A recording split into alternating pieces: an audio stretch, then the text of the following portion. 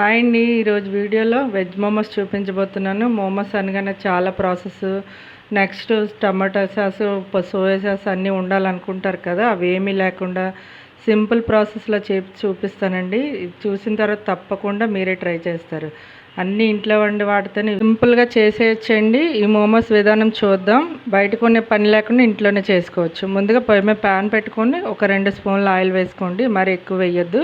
ఇప్పుడు సన్నగా తరిగిన వెల్లుల్లి వేసుకోవాలి, సన్నగా తరిగిన అల్లం ముక్కలు, నెక్స్ట్ పచ్చిమిర్చి మనం తినే కారానికి తగ్గట్టు వేసుకోండి. ఒక 2 తీసుకున్నాను నేను. కొద్దిగా వేగిన తర్వాత మీడియం సైజు ఉల్లిపాయ సన్నగా తరిగి వేసుకోవాలన్నమాట. ఏవి వేసినా సన్నగా తరిగిన ముక్కలే వేసుకోండి. క్యారెట్ కూడా ఒక క్యారెట్ తీసుకొని అవి కూడా సన్నగా తరిగి వేసుకోవాలి. ఈ కొద్దిగా వేగిన తర్వాత ఇప్పుడు క్యాబేజీ తీసుకోవాలి. క్యాబేజీ ఒక కొద్దిగా పావు కప్పు ఉంటుంది, అది వేసుకోవాలన్నమాట. నెక్స్ట్ ఇవన్నీ హై ఫ్లేమ్లోనే కొద్దిసేపు వేయించుకోండి, ఎందుకంటే ఇందులో తడంతా పోవాలన్నమాట. అలా వేయించుకున్న తర్వాత రుచికి సరిపడా ఉప్పు వేసుకోండి.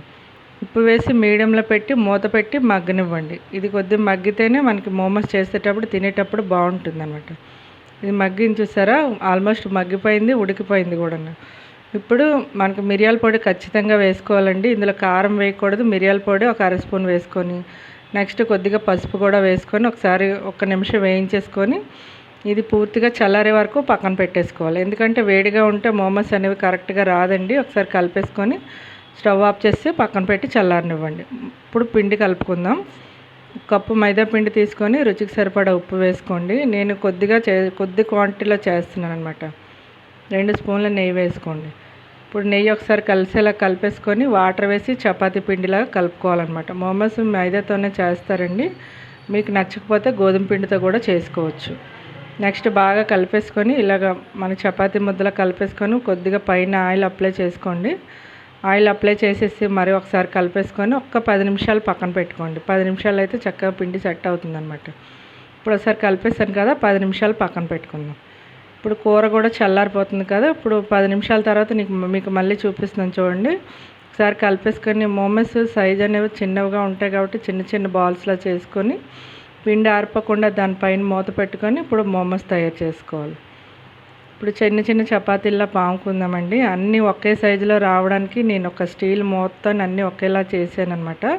ఇప్పుడు ఇలా పామిన తర్వాత ఒక స్టీల్ మూత తీసుకొని సైడ్లోదంతా తీసేసి ఇది కొద్దిగా చేతి ఇలా ప్రెస్ చేసుకోండి రౌండ్గా రావడానికి.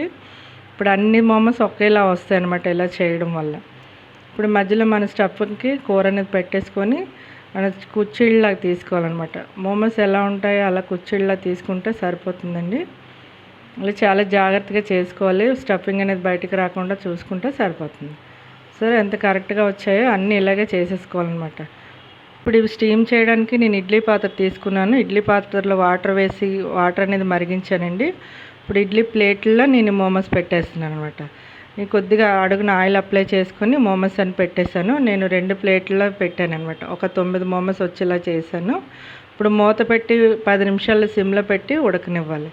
ఎక్కువ టైం ఏం పట్టదండి. 10 నిమిషాల తర్వాత చూడండి చక్కగా స్టీమ్ అయిపోయి మనకు తెలుస్తుంది అనమాట. ఇలా చేత్తో మనం పట్టుకొని చూస్తే పచ్చిగా లేకపోతే మోమోస్ రెడీ అయిపోయినట్టు. ఇప్పుడు ఇవి రెడీ అయిపోయింది. 10 నిమిషాల తర్వాత తీసేసి కింద తీసేద్దాం అనమాట. ఒకసారి ప్లేట్ తీసి మీకు చూపిస్తున్నాను చూడండి. చక్కగా కుక్ అయిపోయి చాలా సింపుల్ ప్రాసెస్ కదండి. మోమోస్ అంటే బయట కొనుక్కున్నప్పుడు చాలా రేట్ పెట్టి కొనుక్కుంటాం, కానీ ఇంట్లోనే సింపుల్గా చేసుకోవచ్చు. పిల్లల స్కూల్ నుంచి వచ్చేటప్పటికి మన చేతులతో మనం రెడీ చేసి పెట్టేయచ్చండి. రోజు కాకపోయినా 10 రోజులకు ఒకసారి చేస్తే వాళ్ళకి కూడా సరదాగా ఉంటుంది కదా. దీంతో టమాటో కెచప్ కానీ లేదంటే రెడ్ చట్నీ కానీ చేసుకుంటే సరిపోతుంది అనమాట. మీకు ఒకటి విరిపి కూడా చూపిస్తాను చూడండి. చక్కగా కుక్ అయ్యి లోపల చూసారా ఎంత స్టఫింగ్ కూడా బాగా వచ్చింది. Thank you for watching.